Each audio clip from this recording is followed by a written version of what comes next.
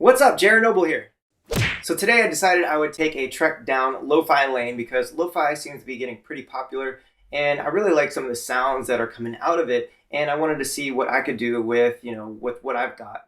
So I'm actually here with my record collection and I'm going to go through and grab out some records and see what I can sample and see where I can find some drums and things like that to use for a lo-fi track.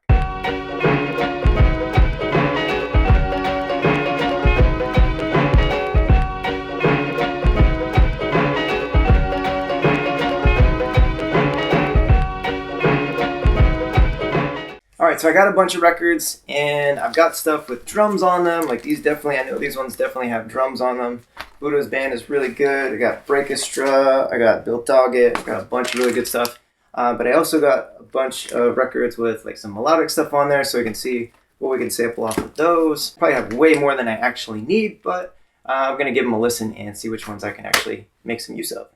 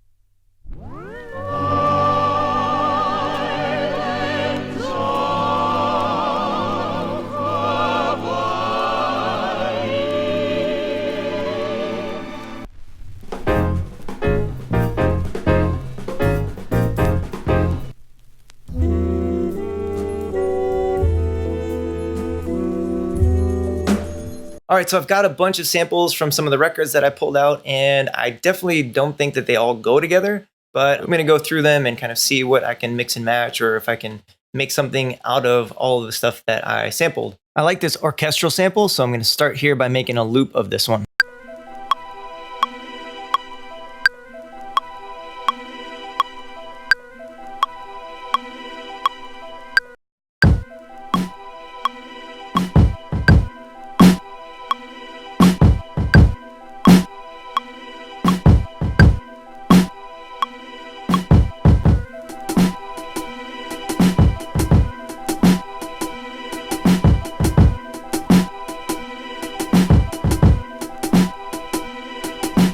Now I'm just going to slice up this choir sample I got from this Hawaiian record.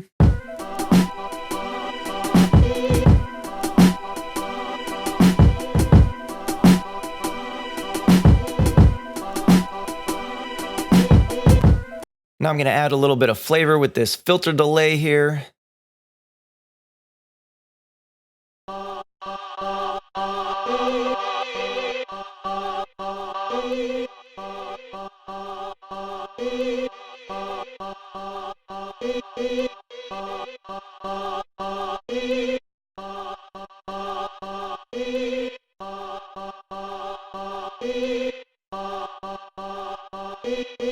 And now I need to spice it up with some reverb. I've been playing around a lot with this Fab Filter Pro R lately, and it has a lot of really great presets.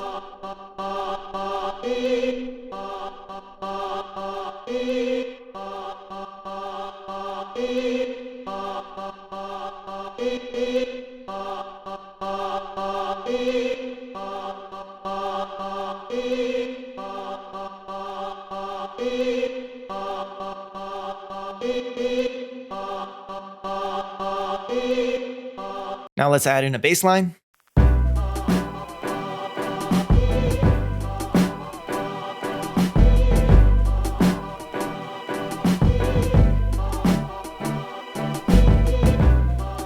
Now I'm going to grab out a horn sample from this jazz record that I found.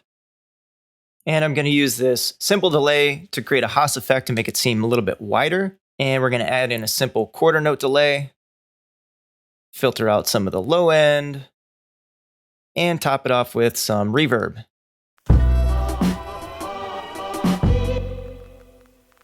All right, now that that's taken care of, I'm gonna grab out some piano samples from this other record that I sampled.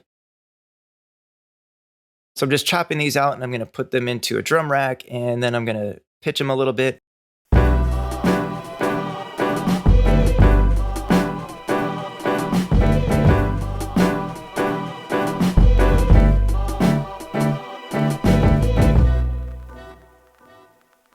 Now I really want to give this that lo-fi kind of feel, even though I sampled it from some records. So what I did was I put together this effect rack that I called Lo-Fi Tape Effect. And I'm able to kind of get that warbly kind of tape sound, even though I don't have like a tape player to actually put the tape in. So one of the cool things that Ableton has is it has this frequency shifter.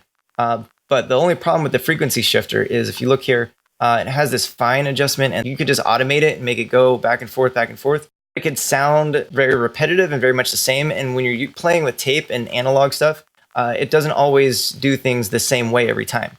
And so what I did was I put this LFO tool on here because it has this jitter option. And so I could take the depth and the rate, apply that to this fine element. And so then it's going to move that knob around for me.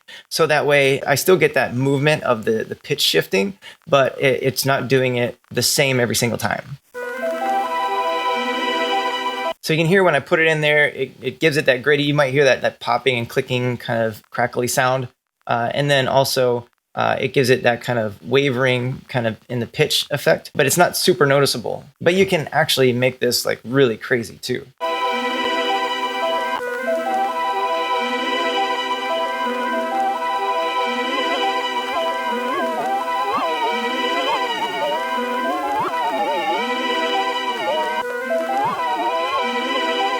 So you see, we can get pretty crazy with the warbly kind of tape effect and moving the pitch around. So it gets to sound really, really cool, especially if you're going for that lo-fi effect. Now, LFO tool only comes with the Max for Live if you get Ableton Suite, but if you have it, that's a great option to use to kind of really, really give you that lo-fi kind of warbly tape sound. All right, so I'm not gonna lie, this turned out a lot better than I expected. I really wasn't sure if all those samples were gonna come together. And I actually did manage to use just about all the samples I borrowed from those records, with the exception of some of the drum loops and things like that. But they all came together pretty nicely and made a pretty decent sounding beat. And it sounds kind of lo-fi. Now, if you want to sample other people's music, it definitely helps to know what the laws are around sampling. I worked with a lot of students and producers who used samples, and they weren't really sure if they would get in trouble. They were afraid to put their music out because they had samples in it or was sample-based music. And it definitely helps to know what exactly you're getting into if you want to sample other people's music. Nowadays, we have a lot of useful tools. There's a website called TrackLib where they actually have songs, like legit songs that have been released and published, that you can pay to get the rights to use that track as a sample.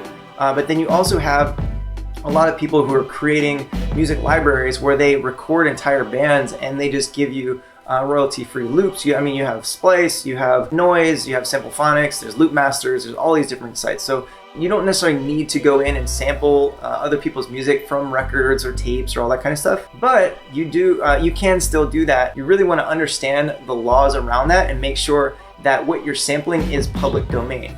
Now, I can promise you some of the stuff that I sampled off these records aren't public domain. This is not a track that I plan to like release or anything like that. This is just a good exercise in practicing and creating things that are in that lo-fi kind of vibe. Now, I do use other samples and sounds that I take from like loop libraries and stuff like that, so that I don't have to worry about, sample clearance and things like that. So if you're interested in sampling other people's music and you want to know more about the US copyright laws and the sampling rights and stuff like that, I'll put a link in the description to the US copyright law, and so you can read more about that. Now, the other thing that you can do is you can just reach out to the people who have created that music and ask them if it's okay to sample their music. So you see this a lot in a lot of rap music and hip hop today. Like Kendrick Lamar sampled a Bruno Mars record and used it on his track. Now they reversed it and flipped it and all that kind of stuff.